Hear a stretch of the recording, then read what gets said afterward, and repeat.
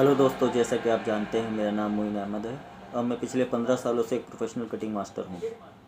आज ये वीडियो बनाने का सिर्फ एक ये मकसद है कि आज मैं आपको बताऊंगा कि किस तरह से एक कस्टमर को डील किया जाता है, किस तरह से उससे बात की जाती है, कैसे उसे ये एहसास दिलाना पड़ता है कि आपका जो काम मेरे पास होगा वो बिल्कुल परफेक्ट होगा, कैसे कस्टमर को खुश किया जाता है।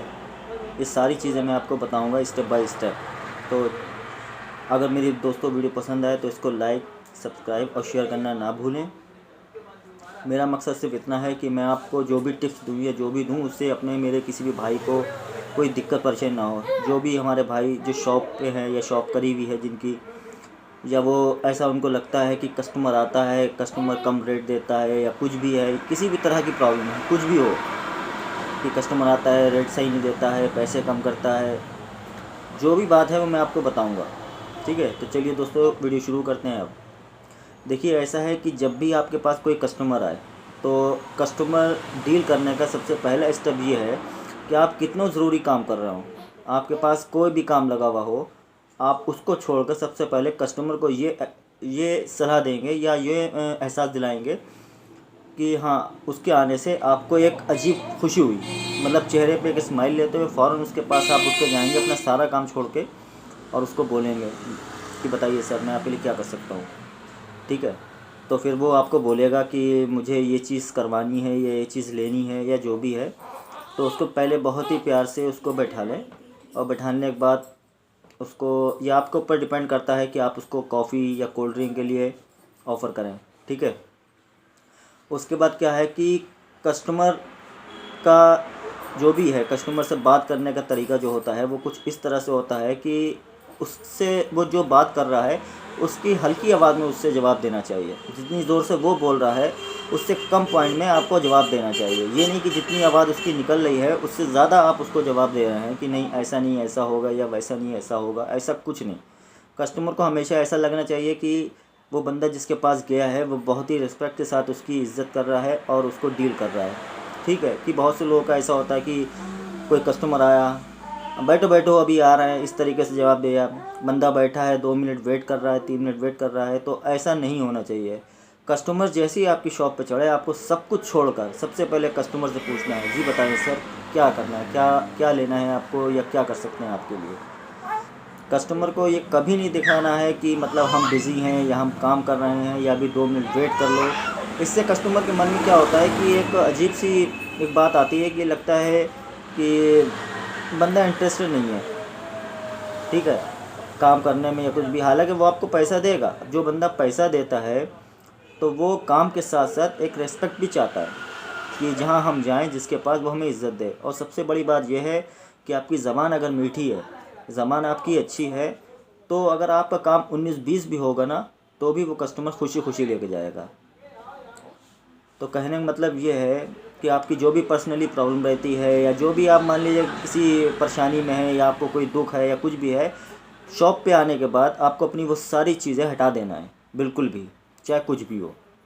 और सबसे पहला पॉइंट तो यह है कि कस्टमर जब आपकी शॉप पर आए तो आपको सब कुछ छोड़ के उससे बात करना पहले है। ठीक है, और रही बात उसको सेटिस्फाई करने की, तो वो इस तरीके से करा जाएगा कि सबसे पहले तो अगर मान लीजिए सपोज़ के तौर पर वो आपसे एक पैंट सिलवाने आया है, ठीक है, तो आपको सबसे पहले उससे ये पूछना है, आपका मेजरमेंट लेने से पहले पहले उसकी बात पूछें कि आप किस तरह की चाहते हैं। क्योंकि कुछ बंदों को, कुछ कस्टमर को ये भी नहीं पता होता कि उनके मन में होता है क्या और वो बताते हैं क्या। जैसे उन्हें आजकल जो पैंटें चल रही हैं नॉर्मल लेंथ ऊँची चल रही है, जिसे नेरो कहते हैं, छोटी मोरी में कहते हैं, एंकल लेंथ कहते हैं, उन्हें ये सब नाम नहीं पता, लेकिन उनको देखने में अच्छा लगता है और उनको वही चीज़ चाहिए होती है, लेकिन वो बता नहीं सकते हैं। तो आप क्या करेंगे, आप उनको खुद ये एडवाइस देंगे कि सर आप किस तरह की चाहते हैं, आप नेरो चाहते हैं या बड़ी चाहते हैं। तो कस्टमर से नाप, पहले आप नाप लें उनकी। लेंथ लेने से पहले सबसे पहले आप उनसे पूछा कि आप लेंथ कितनी रखेंगे, वो आपको खुद बताएंगे कि मुझे लेंथ इतनी चाहिए। फिर आप उनसे पूछें कि आप किस तरह का पहनना चाहते हैं, आप उनको 2-4 फ़ोटोज़ दिखाएं या कैटलॉग दिखाएं, वो उसमें से आपको खुद बताएं कि मुझे इस तरह की चाहिए। ठीक है। अच्छा, कुछ कस्टमर का क्या होता है कि नॉर्मली पैंट कमर पे बनती है, ये तो आप भी जानते हो, ठीक है, लेकिन आजकल जो फैशन, जो क्रेज़ चल रहा है वो कमर का नहीं, वो हड्डी का चल रहा है। कमर से भी नीचे लोग पैंट बांध रहे हैं। अब क्या हुआ कि आपने कमर पर से नाप ली ठीक है। उसके बाद उसने बांधी हड्डी पे, तो वो पैंट लंबी हो गई, कस्टमर आपके पास शिकायत लेके आया, ठीक है। तो उसके लिए क्या है कि उससे आप पहले पूछना है कि आपको कि आप ये कमर पे पैंट बांधते हैं या हड्डी पे बांधते हैं नीचे, वो आपको खुद बताएगा। फिर आप वहाँ से लेंथ लें और जितनी वो चाहता है उतनी लेंथ लें, ठीक है। अब बात आती है कमर की। जब आप कमर की नाप लें तो कस्टमर से पूछ लें कि आप शर्ट के अंदर क्या आप पहनते हैं, नॉर्मली वैसे क्या पहनते हैं। वैसे ज़्यादातर कॉमन चीज़ है कि सैंडो बनियान तो हर कोई पहनता है, ठीक है। लेकिन कुछ कस्टमर ऐसे भी होते हैं जो सैंडो भी नहीं पहनते हैं, और सैंडो का मतलब ये है कि आधा इंच का फ़र्क आ जाता है कमर पे, समझ रहे हो दोस्तों। तो सबसे पहले आप उनसे पूछें कि सर आप अंदर सैंडो पहनते हैं या पहनेंगे या कुछ इनर डालेंगे, जो भी आप उनसे पहले पूछें। वो कहें कि नहीं हम सैंडो पहनते हैं, तो उस हिसाब से आपको उसकी कमर लेना है, ठीक है। तीसरा स्टेप ये है कि जब भी आप हिप की नाप लें, तो हिप की नाप लेने से पहले आप ये चेक कर लें कि उसकी बैक पॉकेट में पर्स तो नहीं रखा है। अगर पर्स रखा है तो आप उसका पर्स निकलवा दें, क्योंकि अगर पर्स के ऊपर से आप नाप ले लेंगे तो आपकी पैंट का हिप लूज़ हो जाएगा, ठीक है। और आगे मोबाइल भी चेक कर लें, कोई रुमाल वगैरह हो वो भी निकलवा लें। उसके बाद आप हिप की नाप लें, क्योंकि अगर दोस्तों आपने इसके ऊपर से नाप ले ली तो आपका हिप लूज़ हो जाएगा, कस्टमर आपसे खुश नहीं होगा। कस्टमर की गलती नहीं है, वो आपको देखना है कि इसके पीछे क्या रखा है। अच्छा दोस्तों, एक बात आपको और बताता हूँ मैं कि हमारे भाई हैं पंजाबी लोग, ठीक है।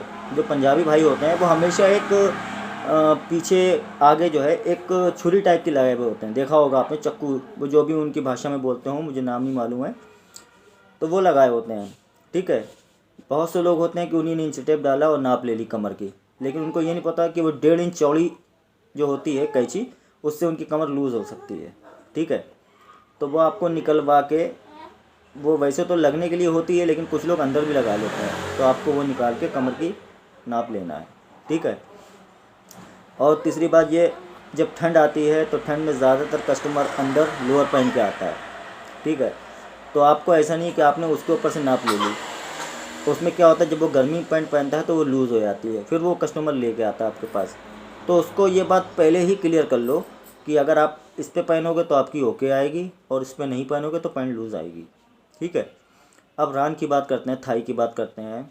थाई का हिसाब ये है कि थाई आप पूरी फिट नापो, जितनी फिट होती है उतनी फिट नापो, और उसका तरीका लूजिंग का मैं आपको अगली वीडियो में बताऊंगा कि किस तरह से कितनी लूजिंग डालोगे कि बिल्कुल परफेक्ट पैंट आएगी, ठीक है।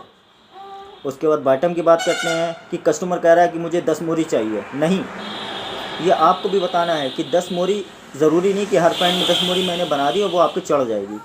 जो पैंटें स्ट्रेचबल होती हैं, जो कपड़े स्ट्रेचबल होते हैं, वो तो 9 भी रख लोगे तो आप आसानी से चढ़ जाएगी। लेकिन जो मिक्स कपड़े होते हैं, जो टेरिकाट पे जो आते हैं, ये जो नॉर्मल पैंटें चलती हैं, ये नहीं चढ़ती है। दोस्तों मुझे 15 साल हो गए इस काम में। मुझे आइडिया हो गया है कि 12 मोरी के से कम अगर आप बनवाओगे विदाउट स्ट्रेचबल तो आपके पैर में चढ़ना नहीं है, ठीक है। इतना मुझे आइडिया हो गया है, इसलिए मैं वही एक्सपीरियंस आपके साथ शेयर कर रहा हूँ कि कुछ दोस्तों को नहीं समझ में आ रहा है कि यार हम पैंट तो उसकी सही बना के देते हैं, फिर ऐसी क्या बात हो जाती है कि पैंट टाइट हो जाती है, चढ़ती नहीं है। तो ये आपको कस्टमर को खुद बताना है कि देखिए ऐसा है कि अगर हम आपकी 11 मोरी बना देंगे तो आपकी ये चढ़ेगी नहीं, वो आपकी फिर हाईटेक है, हमारी हाईटेक नहीं है, ठीक है। लेकिन आपको ये बात नहीं कहना है, उससे भी कस्टमर थोड़ा सा नाराज़ हो जाता है। उसको ये बोलो सर आप अभी 11 रखा लो, अगर बाद में लूज़ होगी तो हम कर देंगे।